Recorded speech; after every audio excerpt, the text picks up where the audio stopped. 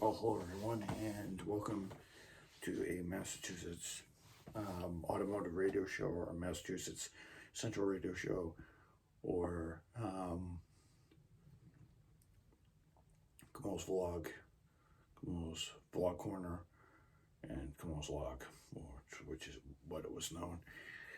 When I first started this adventure on May 25th, 2015, I told you guys I would be here for a gear change show. So hello everyone, and welcome to a Saturday night. You guys know it's the gear change show. It's about 11:45. So this will be not sports car racing. So INDYCAR and Formula 1 are upon us. So I know off the top of my head because I watched both qualifying. So to lead off the Formula 1 Grand Prix, which will be, which I think is going to start either in the AM or the PM, I can't remember.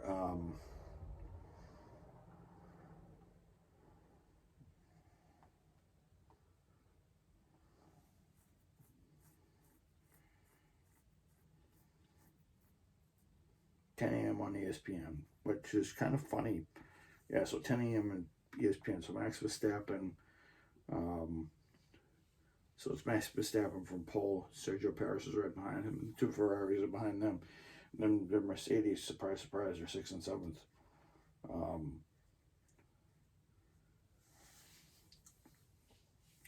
And Fernando Alonso is fifth, which is weird because Aston Martin, it's been a while since Aston Martin has been up in the top ranks of Formula 1. The last time they were in Formula 1 was like in the mid 50s. So, the last time they were at the top of the board was mid 50s.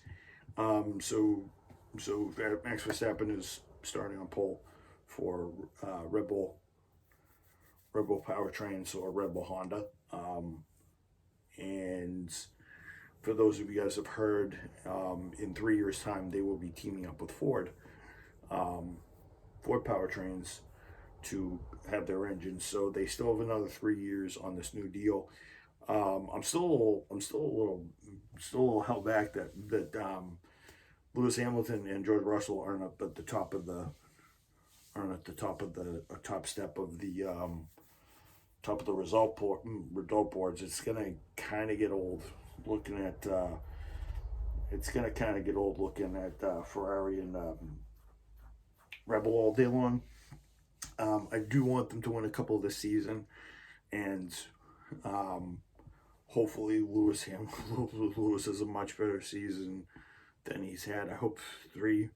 I open 3 season. He hasn't really done anything. George Russell was the only winner from the Mercedes team, and it took them like 33 rounds, I think, to win a championship race. So it was pretty lackluster. Hopefully Mercedes, Ferrari, and Mercedes, and Aston Martin. And Red Bull, I'll share the winners column, but I hope Mercedes comes back on top. Yeah, you guys heard me correctly. I hope Mercedes comes back on top. So, or Lewis Hamilton pulls off some really miracle comeback if he falls back in the middle of the season. Falls back in the beginning of the season, he makes some miraculous comeback, which we all want to see. In IndyCar racing, they're racing at St. Petersburg, and Romain Grosjean, who was a factory driver for was a factory racing driver for Lotus and Renault and I think Haas before he freaking retired. He's starting on pole, so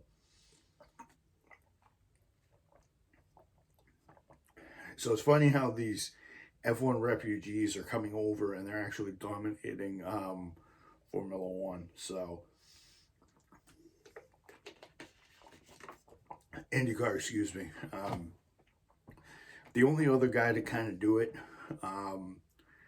who kind of started out in IndyCar and then eventually went to Formula One and somehow got into sports cars and then got back into IndyCar again, and decided to get in sports cars. It was Juan Pablo Montoya. Not a big fan of Montoya. Never have been. I think he should have stayed in IndyCar. And plus he did a brief stint in NASCAR, which he was terrible. He only won one race, but I think he only won one race. Never liked Montoya. I think he should. I think he should have just stayed the Colombian.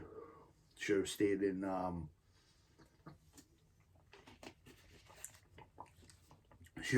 single seaters and in Formula One where he belongs.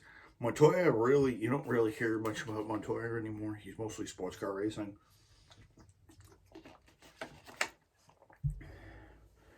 And it's actually funny because one of his first major wins,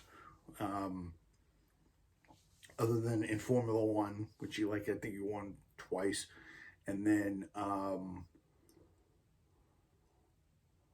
he won twice, and then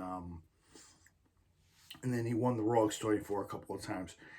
It's funny how when he competes by himself, he has minimal results, but when he competes with a team, team of drivers, he actually can do it. But it's not without him doing stuff. So to see an F1 refugee actually win the pole, and especially a Frenchman, which is good for me because Grosjean is actually a typical Frenchie. So I'm hoping that the Penske cars do well in the race, because McLaughlin did actually get into the top six shootout, but unfortunately he hit his car going a little too hard in one of his qualifying runs, and he ended up hitting it off the wall, and he ended up damaging the suspension, so he started out in sixth. So yeah, there's him, and so I hope Power and Joseph Newgarden both do better with in the race, because I think Penske always seems to do better in the race. Qualifying is kind of like for him, especially in a race like this. You don't want to be mid-pack, but at least you know you have a strategy, even if things don't go wrong, because he can do strategy, stuff like that. So yeah, there's that. I also I was going to do a video game version of this, but I was going to record it earlier. Then I had to talk to a friend of mine. Because haven't talked to Megan, my other friend, in a while. So even though it's been like 2 weeks. So we're gonna go see a movie on Monday, but I do plan to start recording gameplay tomorrow for Gran Turismo, because I want to finish Battle of the Z's right now and get it all done up so I can finish this once and for all, because and then I'm gonna have to find another then I'm gonna have to find another project for the channel. So find another project for the channel. So and such. So I will probably be doing that. I don't know if I'm gonna do. I did a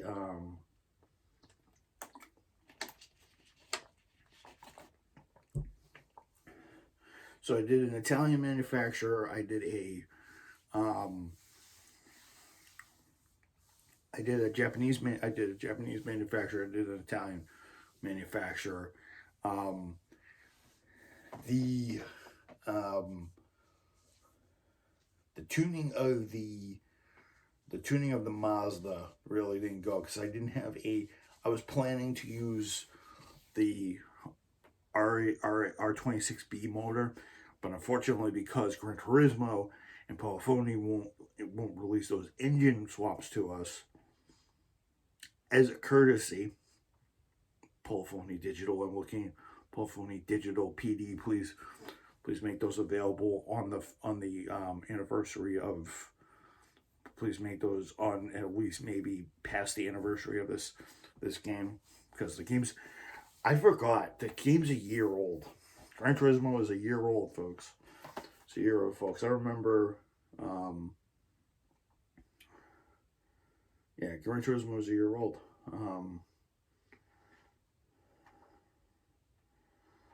Gran Turismo 7.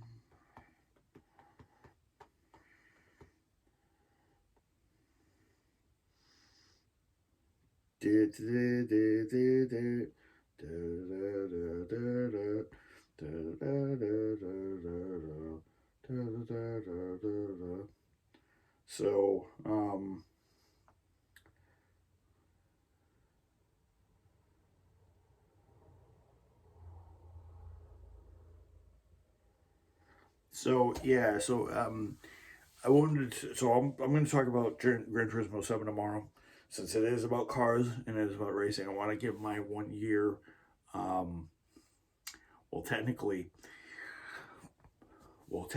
in about 5 minutes, it will be tomorrow. But I'm going to give my thoughts on that. So I wanted to talk about, I'll give my thoughts about that tomorrow, but I'm going to talk about INDYCAR and F1 today. So for those of you who don't know it, but F1 but it's actually strange and weird to say this, but Champ Cars / Indy cars and Formula One cars actually used to actually compete with each other, actually, at Indianapolis. I am not lying on this. They actually competed at Monza. They competed at Indianapolis, and because everybody's like, and all the people out there in America, like everybody who watches the roundy cars, they'll be like, that's an Italian track. That's not a sports car track. That's not a racing track. They don't have an oval. They don't have an oval like we do. Once upon a time, yeah, Monza did have an oval. And thanks to the power of games, we actually have that oval. Project Cars 2 actually has it. Project Cars 2 has it. So of course it does have it, but unfortunately it just has the extended road course, which stinks. I would love to have the oval actually on a set of course, but we can't have nice things. So F1 and IndyCar actually used to compete on the same track. Like, so what was funny was the single seat Indy cars that ran at the Indy 500, because it was all single seaters. I mean, you could run a Ferrari and stuff like that at Monza and stuff like that, and actually you can actually score, and there's actually some drivers that scored championship points on the F1 circuit. So that scored the F1 that scored points on the F1 circuit. I can tell you, Dan Gurney's one of them. AJ is another. AJ Foyt, yes, that AJ Foyt, Big Tex. AJ Foyt is bigger than life. He's a big boy, big burly guy, full of vigor, full of don't sass my boy, that sort of thing. And so yeah, Formula One cars and Indy cars or Champ cars actually competed on the same track back in the 50s, and 60s, because they used to be around the same capacity / same rules. It was actually interesting to see them actually go on the oval. because in the 50s, some Formula One cars actually had aerodynamic bodies. For those of you who don't know, if you go on the website to Ferrari, Maserati, Mercedes, and Alfa Romeo, well, not Alfa Romeo actually, if you go on those websites, you will see that Mercedes had a Monza kit for their W96 F1 car when it wasn't going to compete on the. They had a streamlined body. Lancia and Ferrari also had theirs. That's how they were able to turn some of the bigger speeds, and that's kind of what kind of ended Indy's array to the in there. And yes, if the F1 teams or if the World Championship teams actually competed at the Indy 500, which some of them did, they could actually score points. So IndyCar drivers or Champ Car drivers could score points, and Formula One drivers could score points. At the Indy 500. Kind of weird.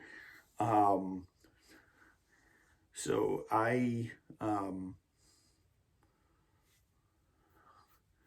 that's one thing. And also a lot of people are like, oh, they're two technically different cars. They're not that good. It's America. They only want to go around left. They only want to go 200 miles an hour.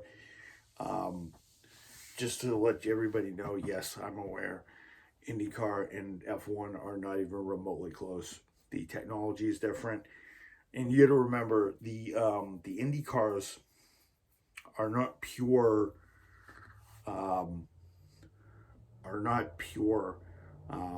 road car, or not road racing cars.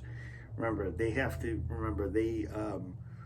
if you watch anything on Indy, you guys will know that there's two different versions of the car, but you got to remember it's also very it's not meant to be as light as an Indy car, because back in the 90s,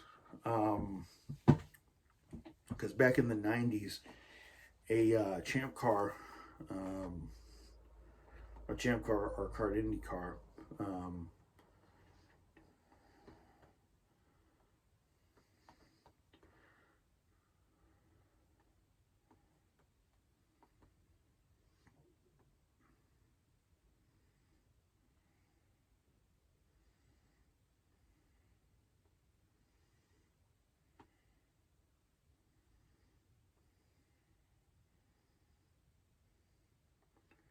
so the Champ car would weigh around, so the PC23 B, or the Mercedes powered car. The car would weigh around, in 1984, for good measure, would weigh 1,550 pounds. An F1 car of the same vintage, 1994,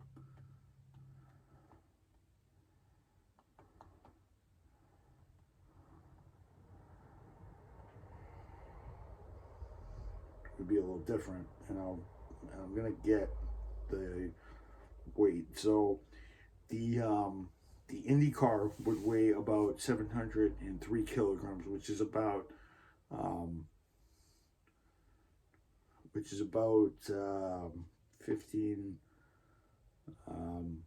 703 kilograms, which is about 1,550. The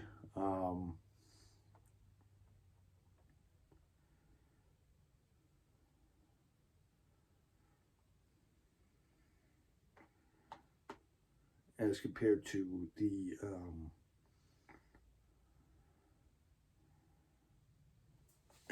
the F1 car, that was 1,550 kilograms. So most F1 cars had a minimum of 15. So they were roughly about 200 pounds, 200 kilograms lighter then that, and so we're going to do the two times 2, about 413 pounds. So the cars don't accelerate as much, but the turbocharged engines in the F1 cars back then, turbocharged engines in the IndyCar, excuse me, were 2.65 liters and had between anywhere from 750 to 850 horsepower, which is what a Penske or a Ford Cosworth XB had, because an XB had about 800 horsepower. And I think it was XD when they, I think it was the XD at about 750. But I think by the time Ford Cosworth was done with the XF engines and the XDs and stuff like that, the XDs were making 9 to 1,000 horsepower, and I think it was by like 99, 2,000 that the Hondas and the Toyotas were creeping up to 900, 950 to 1,000, and I think they rode that wave all the way until, and at this time the F1 cars had anywhere between 800 and 950 horsepower. I think that was Mercedes, not Mercedes. Mercedes was kind of mid-punch. BMW was the kind of the high dog with the horsepower. So yeah. And then you imagine the at the same vintage, we also had Formula One that was in its 3.5 liter. You could either a V8, V12, or a V10. A lot of people opted for a V10 because it had the power and the torque of a V8, but it wasn't as thirsty as a V12. Even though it wasn't shown to be that more fuel efficient, because it's a high winding end. Well, this is the V8. The V8 still runs to 15,000 RPM, so I don't think there's any such thing as fuel efficiency. And they didn't allow refueling back then because of some safety hazards. So from what you can gather from that, you can kind of make the argument that Formula One cars are way more sophisticated and a lot different. Like in 1993 and 1994 and stuff like that, Formula One cars used to have active suspension, paddle shift gearboxes, fuel injection, computers to read all the data. Indy cars had that, but they needed a laptop and a couple other things. But the difference between an Indy car and a Formula One car is an Indy car revs to about the same length, but the engines are turbocharged and they have a lot more torque to kind of stay with it, and they can last 500 miles because the engines are testable, except for the Mercedes 500i, the push rod beast of an engine, the cheater motor, as everybody says. And that's kind of how and that's another way they differ. Like Formula One had a rule where you could have any engine you wanted, but it had to be 3.5 liters. There was no parity rule. There was no stock block. There was no nothing. You had to run within the regulations and stuff like that. And Formula One cars were many seconds quicker than Indy cars. The only thing is, though, I don't think an F1 car would be able to sustain the engine, the acceleration and the engine power without losing horsepower, without wearing or blowing complete apart. I don't think even a modern Formula One engine could do that for that many miles and blow up and lose power. So, and plus the IndyCar is geared to go left, because they were mainly adapted to only go left and go left. That's it. It wasn't until the kart era in the 70s and 80s that they kind of started to kind of break away from the ovals because when because Formula One cars and Indy cars or Champ cars were just one big long airplane fuselage with a tank and a driver and an engine and methanol gas. It wasn't until like the late 60s, early 70s, mid to late 70s that the cars would run at Riverside and stuff like that. Watkins Glen, well, F1 would run at Watkins Glen until 1973, and then right after Francois Severe's accident. So you can see that there are different points in time. The F1 cars were outrunning Indy cars. They could still run them today, even though the cars weigh like 2,000 pounds almost with fuel in them. But as they go down as they go down through their limits, you'll find out that the cars are about the same, give or take, with the driver. So, and the other thing about IndyCar, and the other difference between IndyCar and Formula One is, the technological, the speed. Back in the highest top speed of a Formula One car today, with the wings and all the aerodynamic doodads and ground effects, the cars are only going 210, 215, maybe 220 at best. So this is around 350 kilometers an hour versus the Champ cars or the Indy cars. They can go over 400. They can go the same top speed as a McLaren F1 at 240 miles an hour on the straightaways at places like Indy and Texas. There's no way momentum wise, you'd have to have a lot of momentum, and you'd have to have the Formula One car pretty slippery, and you wouldn't need ground effect either to suck the car down, because that would actually hinder it in the battle. In fact, that would kind of hinder how it worked. A lot of people are like, oh, ground effect, it'll stick down, it'll draft very easier, it'll make passing easier, it'll flow through the air. Well, I'm about to lay some news on you, but yep, IndyCar also did ground effect in the 80s. So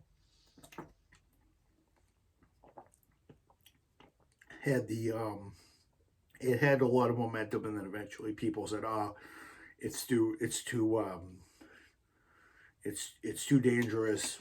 Somebody's gonna get hurt, or somebody's gonna pull out a fan car for like the Brabham and a certain Bernie Eccleston and Gordon Murray sort of put together. With Nicky Lauda and I think it was Nelson Piquet. They didn't want that, and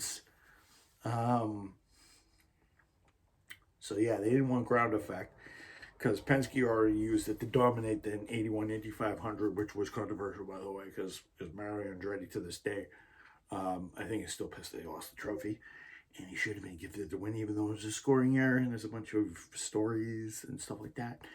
So yeah, definitely speed-wise, they're different. On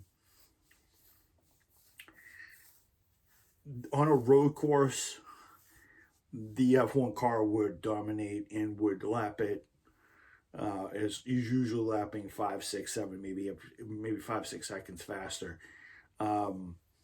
maybe 8 seconds, depends.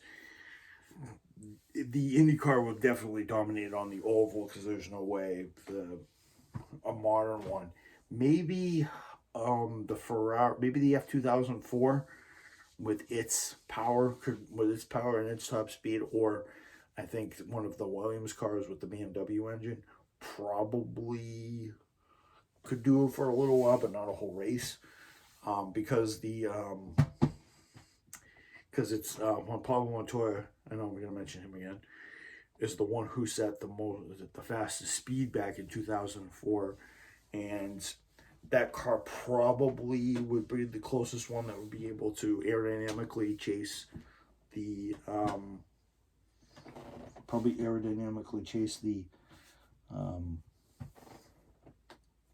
Champ car or the Indy car, and stuff like that. and both have had their fair share of accidents. Kenny Brack, Scott Brayton. F1's had Francois Sever, bunch of them, Jim Clark, Pedro Rodriguez, I believe, was one of them. There was a bunch of them. Patrick Depellier was another one. There was a bunch of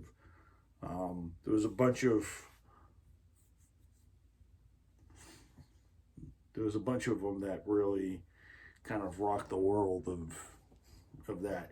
So I'm hoping today because it's technically, so I've been recording for half an hour, so it's technically, so today at 10 o'clock, I'm hoping to watch F1, watch it in its entirety, and well, partially in its entirety, and then watch the IndyCar race 2 hours later, and then watch to see who's going to be crowned the first race winner of the year for each.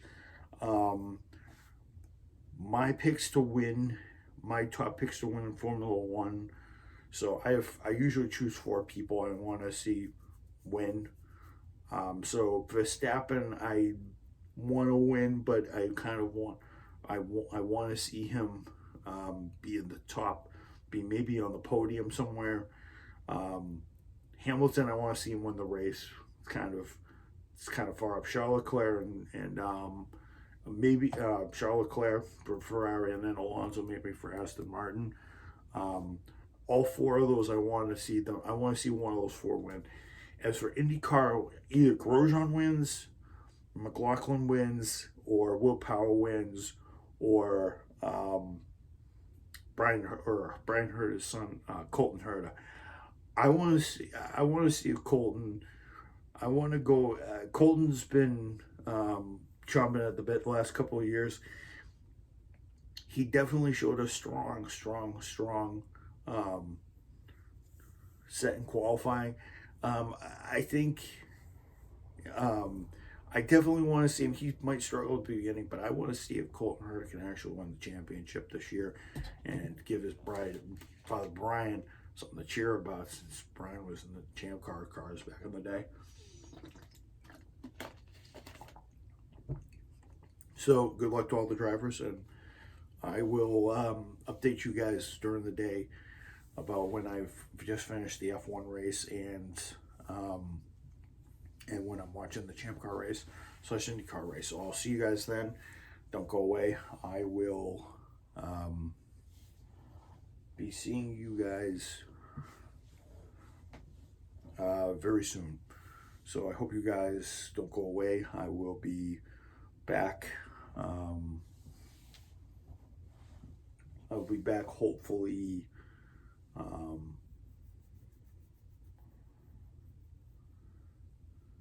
I will be back tomorrow for episode 40. Not 40. We're not reaching 40 episodes. We might reach it this week. Today will be episode 37. Today's episode, Saturday's episode, the gear change episode, is 37. Tomorrow will be 38, and I think it will be episode 4 or 9. Not sure, but we're gonna keep marching on, and we're almost halfway where we were last year. So this is actually a very good start for me wise, and I'm going to keep supplementing back and up with gameplay videos and maybe a couple updates and some stuff that I have to do with some video game related shenanigans maybe that I wanted to post. So so I will see you guys then. Peace out, and I hope you guys all enjoy the IndyCar race. So